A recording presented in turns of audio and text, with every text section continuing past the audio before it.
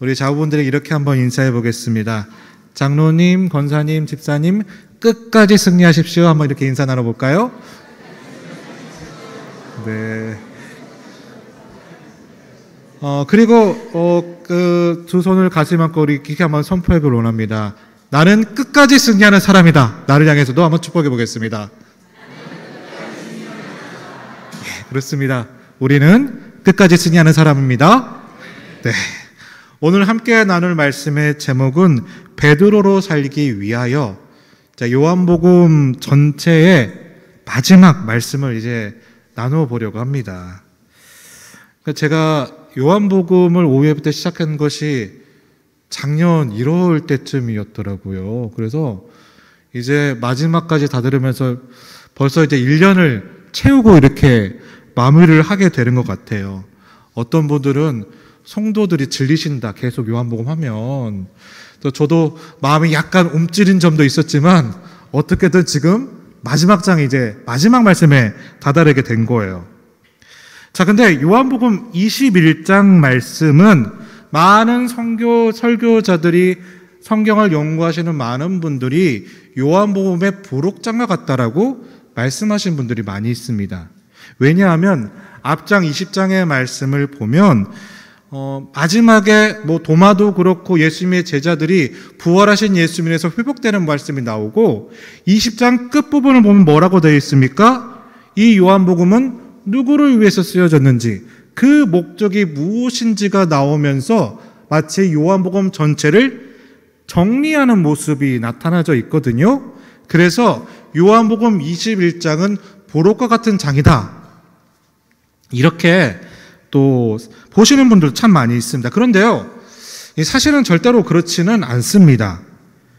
요한복음 21장은 부록이 아니에요. 왜냐하면요, 요한복음 20장은 부활하신 예수 그리스도를 통해서 믿음이 회복된 것을 보여준다면 요한복음 21장의 말씀은 그 믿음의 끝에서 다시 시작되는 것이 무엇인지를 보여주는 말씀이 되기 때문에 그렇습니다. 그래서 오늘 말씀을 통해서 축복하고 도전하고 싶은 것이 있는데요. 지지난주 말씀처럼 내 삶이 아무리 골짜기 가운데 있을지라도 주께서 허락하시는 다시 시작되는 믿음으로 인해서 저를 비롯한 우리 모든 믿음의 동역자분들에게 다시 출발되어지는 온전한 믿음의 역사가 있게 되시기를 주님의 이름으로 간절히 축복합니다. 자, 그래서 첫 번째로 먼저 나누고 싶은 것은 이것입니다. 그러면 왜 우리 예수님께서는 내 삶의 끝에서 다시 시작하고자 하실까? 왜 끝에서 무언가를 원하실까? 이걸 살펴보기 원하는데요. 우리가 먼저 우리 15절 말씀을 같이 읽어보면서 살펴보기 원합니다. 우리 15절 말씀을 우리 같이 한번 읽어보겠습니다. 준비, 시작!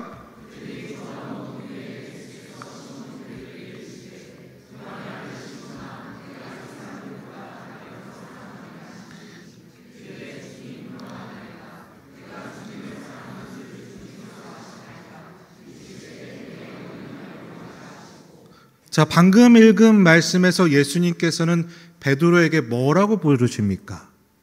시몬, 요한의 아들 시몬아라고 부르시고 계세요.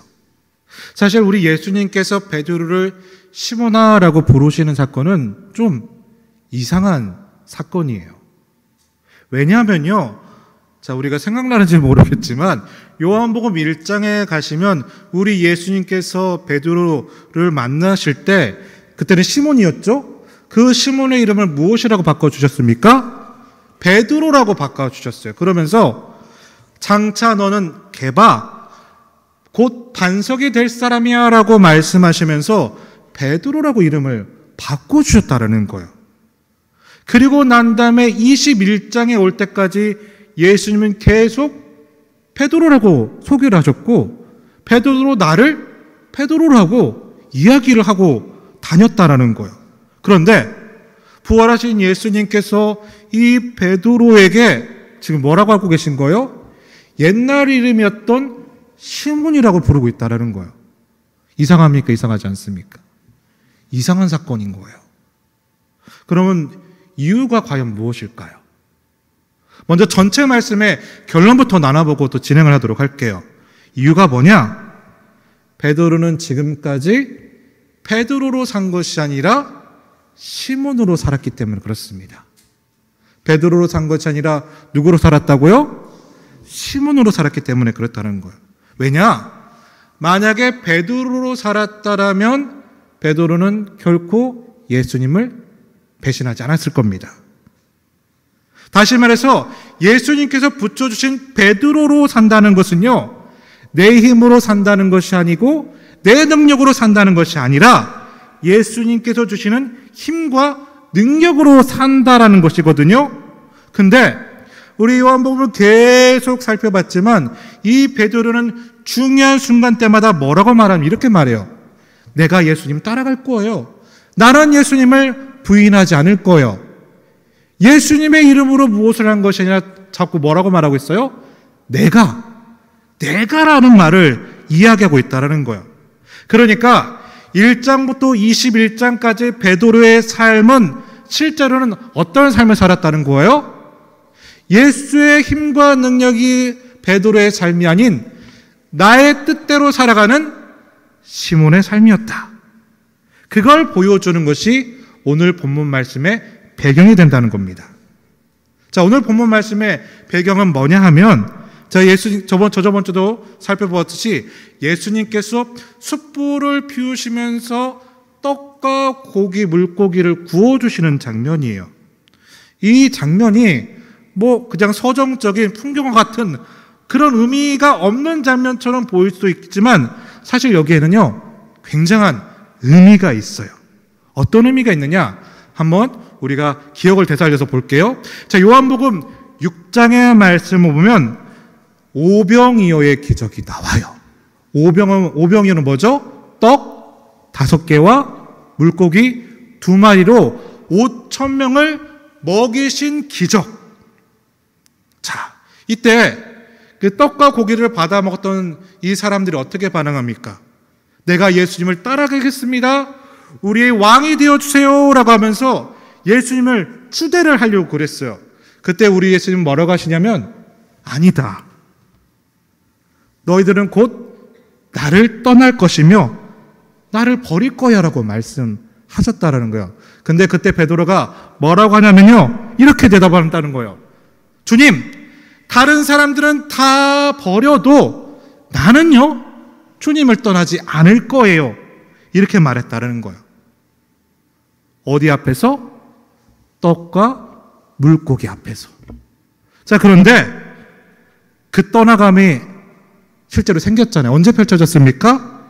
우리가 지지난주에도 나눴지만 요한복음 18장 25절 말씀 한번 보여주시면, 자, 숯불 위에서 베드로가 불을 쬐고 있었을 때에 그때 한 여인이 와가지고 너 예수의 제자지라고 말하니까 그 숯불 앞에서 베드로가 어떻게 반응합니까?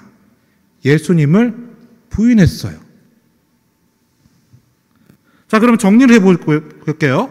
오늘 본문 말씀까지 해서, 자, 숯불과 떡과 물고기, 이 세 가지가 보여주는 메시지가 있다는 거예요. 무엇을 보여주느냐? 이 베드로라는 사람의 그 믿음의 바닥과 끝을 보여주는 것이 이 숯불과 떡과 물고기다. 나는 예수님을 떠나지 않을 거야. 나는 예수님을 부인하지 않을 거야 라고 말했던 자기의 확신과 자기의 믿음이 와장창 깨졌던 자리가 어떤 자리다? 숯불과 물고기와 떡의 자리라는 거예요. 자, 이걸 염두에 보면서 오늘 본문에서 예수님께서 베드로에게 시몬아 라고 부르신 이유가 뭐냐? 이거죠. 베드로는 지난 1장부터 지금까지 베드로라고 이름을 불린 이후에 누구로 착각하며 살았다? 베드로로 착각하며 살았다는 거예요. 그런데 그 떡과 물고기를 보면서 그 숯불을 예수님께서 보여주시면서 베드로에게 무엇을 깨닫게 하신 거예요? 예. 시몬으로 살아왔다라고 보여주는 자리가 바로 지금의 자리였다는 거예요. 그러면 이 요한복음 21장에서 예수님을 만나면서 베드로가 가졌던 결론은 뭘까요? 이거죠. 나는 베드로로 살 수 있는 존재가 아니구나. 나는 도저히 베드로로는 살 수 없겠구나라는 결론을 내릴 수밖에 없었다라는 거예요. 마찬가지로요, 우리도요, 우리를 목회자로, 우리를 장로로, 권사로, 성도로, 또 우리를 부모로, 남편으로, 아내로, 또 누군가의 자녀로 하나님 우리를 불러주셨죠. 그럼 마찬가지로 우리 주님께서는 내가 어떻게 깨닫기를 원하시는 거예요? 그래, 너 아빠로 잘하고 있어. 너 목사 잘하고 있구나. 이걸 얘기하고 싶으신 게 아니죠. 하나님, 내가 이걸 할 수 없는 존재입니다. 그래서 나는 그렇게 살아갈 수 있는 자격은 없습니다. 이걸 원하시는 거예요. 하지만요, 여기서 착각하지 말아야 될 것이 있어요. 뭐냐? 제가 말하고 있는 것은요, 우리의 무능력을 인정하자라는 얘기가 아니에요. 무엇을 얘기하는 거냐? 우리는 누구 없이 하나님이 없이는 할 수 없다는 것을 깨달아야 된다는 거예요. 다시 말해서 복음이라는 것은요, 믿음이라는 것은요, 나는 못 능력해, 나는 아무것도 할 수 없어를 이야기하는 게 아니라, 복음은 무엇이냐?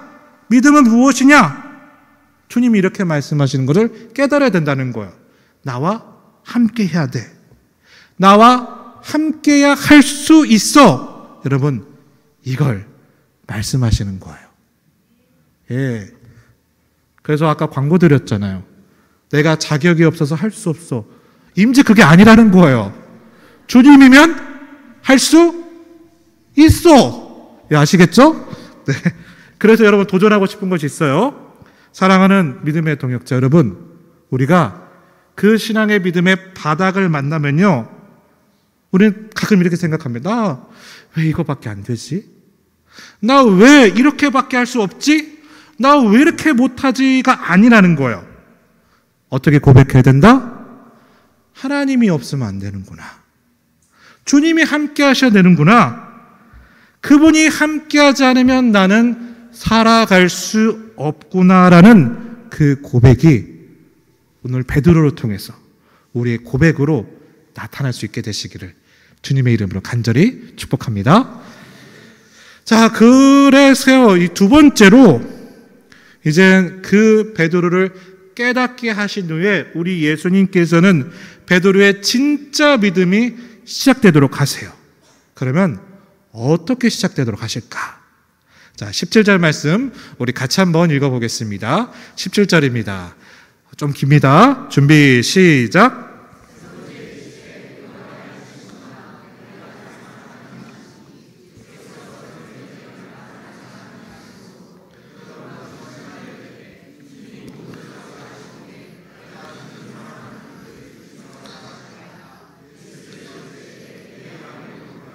자, 예수님께서 베드로에게 너가 나를 사랑하느냐 몇 번 물어보셨어요? 자그만치 3번. 베드로가 그 질문을 들었을 때 얼마나 괴로웠을까요? 우리가 그 부부 관계를 맺다 보면 배우자가 여보 나 사랑해? 그러면 그 상대편 배우자는 얼마나 행복할까요? 이게 아니죠? 좀 어려울 수도 있다라는 거죠. 그러니까 예수님께 너 나 사랑하니? 너 사랑하니? 라고 이야기를 들렸게 되었을 때 베드로는요 진짜 괴로웠을 거예요. 왜냐하면요 예수님께 그 질문을 들었을 때요 만약에 잘못했어요 용서해 주세요라는 그 용서를 먼저 구할 수만 있었다라면 예수님 제가요 이래야 되는데 어쩔 수 없어서 그럴 수밖에 없었어요 라고 변명이라도 할 수 있었던 자리가 있었다라면 이 자리가 그렇게 불편하진 않았을 거예요. 그렇죠? 그런데 변명도 못했고 용서도 구하지 못한 상황에서 예수님이 이렇게 물어보는 거예요. 너 나 사랑하니? 나 사랑해? 아내한테 이 질문 들으면 무서울 것 같기도 한데 사랑합니다. 이렇게 자, 근데 이제 베드로 입장에서는 예수님께 잘못한 점이 있으니까 어떻다? 마음이 힘들 수 있는 상황이라는 거예요. 자, 근데 예수님이 그렇게 물어보시는 이유가 있더라는 거예요. 두 가지 우리에게 주시는 음성 메시지가 있는데, 자, 첫 번째로 이걸 알려주기 위해서 우리의 믿음은 능력에 대한 믿음이 아니라 사랑에 대한 믿음이라는 것을 알려주기 위함이다. 그러니까 우리가 예수님을 믿는 것은요, 여러분, 예수님의 능력을 믿는 게 아니에요. 예수님의 능력과 파워가 이만해가지고 내 문제를 풀어주겠지 해서 믿는 게 아니라는 거예요. 잘못된 믿음이에요. 우리가 믿는 믿음은 뭐냐? 예수님의 능력이 이만해서 풀어줄 것을 알고 믿는 것이 아니라 그분이 나를 어떤 분이기 때문에 믿는 거예요? 사랑하는 분이기 때문에 믿는 거예요. 근데 많은 분들이 착각해요. 능력이 있어서 믿는다. 아니에요. 누구를? 나를 사랑하시기 때문에 믿는 거예요. 두 번째 또 메시지는 뭐냐? 왜 이렇게 질문하셨냐? 그렇게 대답할 수 없는 질문에 이유가 있다는 거예요. 왜 이렇게 질문하셨냐면 답을 가져와를 요구하는 게 아니라 답은 나야. 이걸 지금 말씀하고 있는 거예요. 다시요. 그 질문을 우리에게 주신 이유가 뭐냐? 야, 내가 물어봤지? 답 말해. 그래야 너 통과. 아니면 불합격이야. 이게 아니라 내가 그 질문의 답이야 라고 말씀하시는 거예요. 자, 이게 무슨 얘기가 조금 더 풀어보면, 자, 성경에서 이 숫자 3은 완전수예요. 완전수. 그런데 베드로가 몇 번을 부인했어요? 3번을 부인했어요. 3번을 부인했다는 건 얘는 구제불능이라는 이야기예요. 그렇죠? 완전히 끝장난, 완전히 바닥을 친 존재라는 거예요. 그런데 그 3번 부인한 베드로에게 예수님은 몇 번 사랑한다고 말씀하셨어요? 3번 사랑한다고 말씀하셨어요. 그러니까 3번 사랑한다는 건 어떤 뜻이에요? 너를 완전히 사랑해. 너를 끝까지 사랑해. 너를 완벽하게 사랑할 거야 라는 우리 예수님의 고백이에요. 다시 말해, 완전히 끝바닥 실패했던 베드로를 완전한 사랑으로 덮어서 이끌어 가시는 분이 누구다? 예수님이에요. 그럼 여기서 우리가 구별해야 될 것이 하나 있어요. 사단은요, 어둠의 세력은 자꾸만 우리의 상처를 끄집어내서 우리를 무너뜨리게 하려고 해요. 그러나 우리 주님은 자꾸만 어떻게 해요? 자꾸만 우리 안에서 주님의 사랑을 불어넣어서 우리를 일으키시는 분이세요. 아시겠어요? 그러면 질문을 드릴게요. 자, 그러면 베드로가 예수님을 사랑한다 라고 말했어요. 그렇게 말했었잖아요. 그럼 그 베드로의 사랑은 실패한 것일까요? 성공할 것일까요? 성공한 것일까요? 실패한 것일까요? 자, 그 대답이 마태복음 5장 17장에 보면 단서가 나와 있는데, 자, 마태복음 5장 17절을 보면 이렇게 고백해요. 우리 한번 말씀 한번 보여주시겠어요? 마태복음 5장 17절 말씀. 준비가 안 됐나 보네요. 오늘 찾아볼게요. 나오네요. 한번 읽어보겠습니다. 준비, 시작.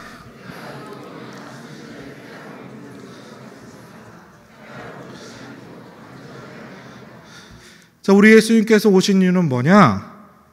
나는 패하려고 온 것이 아니야. 나는 무엇하러 왔다? 완전하게 하기 위해서 왔대요. 그러니까 이 말씀의 뜻은 뭐냐? 내가 완전하게 지켰으니까 너도 완전하게 지켜야 돼, 이게 아니에요. 왜냐하면 여러분, 우리 중에 율법을 완전하게 지킬 사람이 있습니까? 없습니까? 그 누구도 없어요. 그래서 이 말씀은 그런 말씀이 아니라 이런 말씀이에요. 내가 완전히 지킬 수 없는 너를 대신해서 내가 지킬 거야. 내가 다 지킴으로 지킬 수 없는 너가 다 지켰다고 칭의를 할 거야. 칭의를 할 거야. 그러니까 우리가 지킬 수 없는 것을 그분이 지키심으로 지키셨다라고 해주시는 거예요. 그러니까 예수님께서 베드로에게 너 나 사랑하니라고 묻는 것은요, 여러분, 그것은 그분을 향한 우리의 사랑을 이야기하는 것이 아니다. 그분을 향한 우리의 사랑을 얘기하는 것이 아니라 나를 향한 그분의 사랑을 이야기하는 거예요. 믿음은 우리가 그분을 얼마나 사랑하느냐를 얘기하는 게 아니라, 믿음은 주님이 나를 얼마나 사랑하느냐, 그걸 이야기하기 때문에 그렇습니다. 그래서 만약 내가 지금 이 시간 내 육체의 생명이 소멸되어서 내 인생의 마지막 날이 오게 된다라면 그때 우리가 고백해야 될 게 뭐예요? 하나님, 내가 하나님을 이만큼 사랑했습니다 라고 고백하는 게 아닌 거죠. 그때 우리가 고백해야 될 건 뭐예요?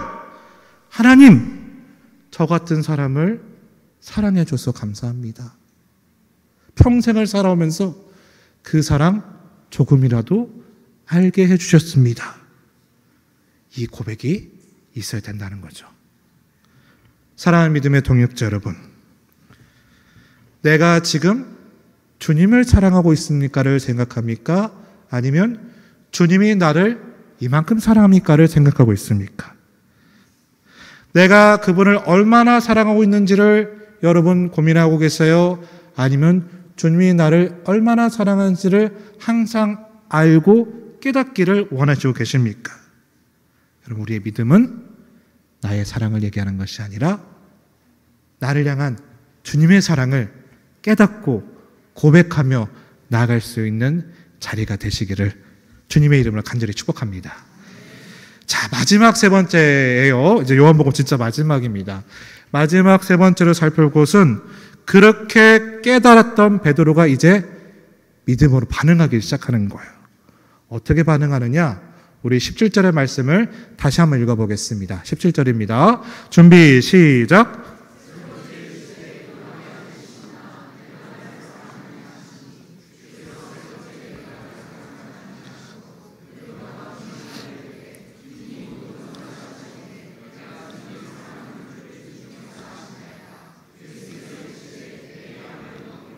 자, 너가 나를 사랑하느냐 예수님께서 물으셨더니 베드로가 무엇했다고 해요? 근심했다라고 해요. 근심하면서 베드로가 뭐라고 반응합니까? 이렇게 대답하죠. 주님이 아십니다라고 대답했어요.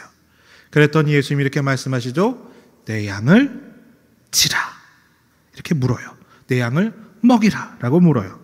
자, 그럼 말씀을 한번 볼게요. 베드로가 너 나 사랑하니라고 계속 물었더니 근심을 했대요. 여기서 근심했다는 단어의 그 원어를 보니까 뜻이 통곡했다, 고통스러웠다는 뜻이에요. 그러니까 예수님이 너 나 사랑하니, 너 나 사랑하니, 너 나 사랑하니 세 번 계속 물어볼 때마다 베드로는 지금 어떻게 반응했다는 거예요? 통곡을 했다는 거예요. 그렇죠? 통곡할 수밖에 없겠죠? 그럼에도 불구하고요, 여기서 이제 베드로에게 귀한 모습이 나와요. 그렇게 근심함에도 통곡함에도 불구하고 베드로가 뭐라고 대답하죠? 주님이 뭐라고요? 아십니다. 우리 주님이 아십니다. 이렇게 대답을 해요. 자, 이거를 제가 원어를 각색해서 조금 쉽게 풀이해보면 이렇게 될 것 같아요. 이런 거예요. 예수님, 너무 죄송해요. 너무 죄송합니다. 예수님 부인해서 죄송하고요. 예수님 거절해서 죄송하고요. 예수님 배반해서 저는 말할 수 없는 지경이에요. 그럼에도 불구하고 나는 예수님을 사랑하지 않는다라고 말할 수가 없어요. 그럼에도 불구하고 배신하는 나를 사랑하시는 것을 알기 때문에 나는 당신을 사랑합니다. 고백합니다. 자, 이 뜻이에요. 이게 아십니다라는 뜻이 된다는 겁니다. 자, 그리고 나니까 예수님이 뭐라고 말씀하셨죠? 내 양을 먹이라 라고 그래요. 이것은 이런 뜻은 아니에요. 내가 다른 사람보다 너를 더 사랑했으니까 그러면 네가 이 양을 먹이라 라는 뜻이 아니라 이건 어떤 뜻이냐면 너가 다른 그 누구보다 내가 너를 사랑한다라는 그 확신이 들었다라면 그 확신이 있다라면 이제 너는 내 양을 먹여도 돼. 이런 뜻이라는 거예요. 제가 이제 이 말씀을 묵상하면서 어떤 생각을 하게 되었냐면 제가 이제 고등학교를 졸업하고 이제 신학교에 대한 이제 비전을 갖고 입학하려고 이제 마음을 먹을 때다 이런 이제 엉뚱한 상상을 한 거예요. 뭐냐? 그러면 내가 목회자가 된다라면 내가 과연 순교자가 될 수 있을까? 이런 고민을 했어요. 그래서 막 이런 꿈도 꾼 거예요. 그 순교자들이 막 고문 같은 거 당하잖아요. 내가 고문을 당하면 고문을 이겨내고 아닙니다. 나는 십자가를 붙잡겠습니다. 그렇게 할 수 있을까? 이제 그런 고민을 엉뚱한 상상인 거죠. 이런 상상을 해본 적이 있었어요. 근데 이제 제가 이제 목회자가 되고 목회를 하다 보니까요. 하다 보니까 또 실수도 하게 되고 또 점점 더 실패도 많아지고 그러다 보니 때로는 상처를 주는 일도 많이 생기게 되었어요. 그러다 보니까 오늘 본문 말씀에 베드로의 이 고백이 더 동감이 되는 거예요. 뭐냐? 여러분 그때 우리가 회복되어야 되는 것은요. 열심을 회복되어야 되는 것이 아니더라고요. 그때 우리가 회복되어야 되는 것은 뭐냐? 그분의 나를 향한 그분의 사랑을 깨달아야 되는 거예요. 그게 회복이 되어야 되는 거예요. 그러니까 그 바닥에 있었을 때, 그 골짜기에 있었을 때 우리를 다시 일으키는 것은 그래, 내가 다시 힘을 내야지. 하나님, 다시 일어날 수 있는 힘과 능력을 공급해 주세요. 그게 아니라 이거예요. 하나님 여전히 나를 사랑하고 있다라는 그 사랑을 잊어버리지 않게 해주세요. 그 사랑을 믿고 나아가게 해주세요. 왜냐하면 그분의 공급하심으로 내가 사는 것이 아니라 그분의 사랑하심으로 내가 살 수 있기 때문이에요. 그래서요, 우리가 회복해야 되는 것은 열심이 아니라 그분의 사랑이에요. 자, 그럼 이제 요한복음 전체 결론을 좀 정리를 할게요. 자, 그러면 요한복음, 지금까지 흘러왔던 요한복음의 전체 결론, 믿음의 사람으로서 믿음으로 살아가는 것은 무엇일까? 우리 18절 말씀 읽고 자, 전체 결론을 내도록 하겠습니다. 우리 18절 말씀 우리 같이 한번 읽어보겠습니다. 준비 시작.